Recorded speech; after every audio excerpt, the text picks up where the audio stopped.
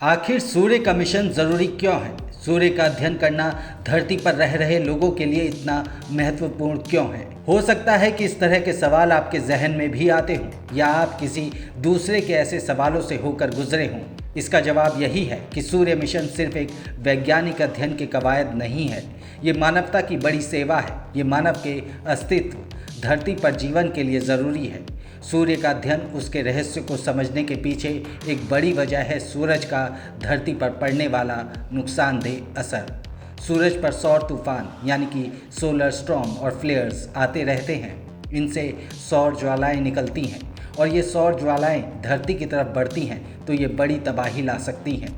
करीब 34 साल पहले the great Canadian blackout 1989 Canada के एक राज्य में घटी घटना के जरिए सूर्य मिशन की अहमियत को समझा जा सकता है। कनाडा के क्यूबेक में 1989 में घटी घटना ये बताने के लिए काफ़ी है कि किस तरह सूरज पर हो रही गतिविधियाँ धरती पर उथल पुथल मचा सकती हैं, जीवन को प्रभावित कर सकती हैं। 13 मार्च 1989 को कनाडा का समूचा क्यूबेक प्रांत अंधेरे में डूब गया था। अचानक बत्ती गुल हो गई थी। लाखों लोग जहाँ के तहाँ अंधेरे में कैद हो गए थे। कोई ऑफिस में तो कोई घर में, कोई अंडरपास के घुप अंधेरे में फंसा था तो कोई अचानक रुके हुए एलिवेटर में। स्कूल बंद हो गए थे, दुकान, शोरूम, बिजनेस सब ठप। 12 घंटे तक बिजली गायब रही। वैसे तो उत्तरी अमेरिका के कुछ हिस्सों में हर साल ब्लैकआउट यानी कि बत्ती गुल होने की सैकड़ों घटनाएं होती हैं, लेकिन यह घटना अलग थी। क्यूबेक ब्लैकआउट की वजह सोलर स्टॉर्म यानी कि सौर तूफान था। अमेरिकी अंतरिक्ष एजेंसी नासा ने बताया कि ब्लैकआउट की वजह सूरज पर हुई घटना है। नासा ने इसकी पूरी कहानी बताई।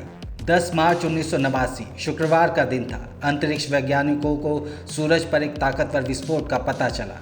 कुछ ही मिनटों में सूरज के मैग्नेटिक फोर्सेस ने अरबों टन गैस छोड़ा। एक ही वक्त पर हजारों परमाणु बम विस्फोट जितना ताकतवर वो सौर विस्फोट था। विस्फोट से पैदा हुई विशाल गैस बादलों की शक्ल में तेजी से सीधे धरती की तरफ बढ़ी। 10 लाख मील प्रति घंटे की रफ्तार से। सौर ज्वालाओं की वजह से शॉर्टवेव रेडियो बाधित हो गई।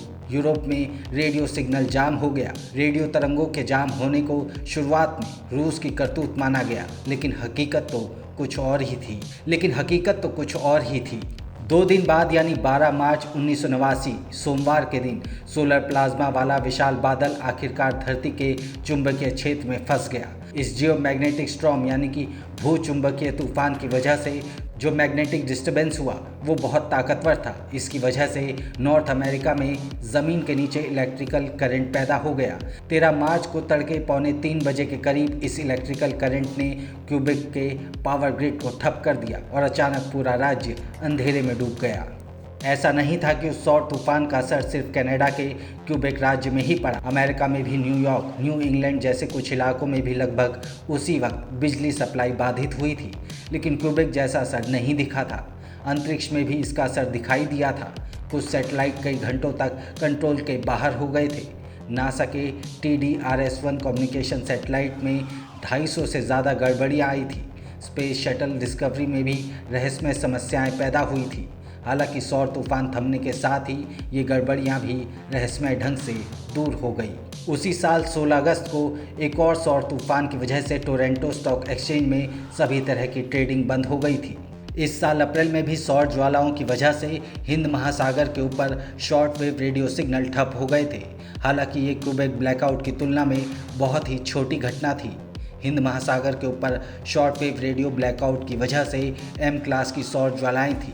ये मध्यम वर्गीय श्रेणी की होती हैं, जिनसे कुछ समय के लिए रेडियो सिग्नल प्रभावित हो सकते हैं। नासा के मुताबिक सौर ज्वालाओं में सबसे ताकतवर ज्वालाएं X क्लास की होती हैं। उसके बाद M क्लास की सौर ज्वालाएं होती हैं, जो X क्लास के मुकाबले 10 गुना छोटी होती हैं। इनके बाद C क्लास, B क्लास और A क्लास की सौर ज्वालाएं होती हैं, जो इतनी कमज़ोर होती हैं कि धरती पर कोई खास असर नहीं डाल पाती। सौर ज्वालाएं यानी कि सोलर फ्लेयर सूर्य पर हुए विस्फोट से बनते हैं, जो अंतरिक्ष में ऊर्जा, प्रकाश और हाई स्पीड वाले कणों को भेजते हैं।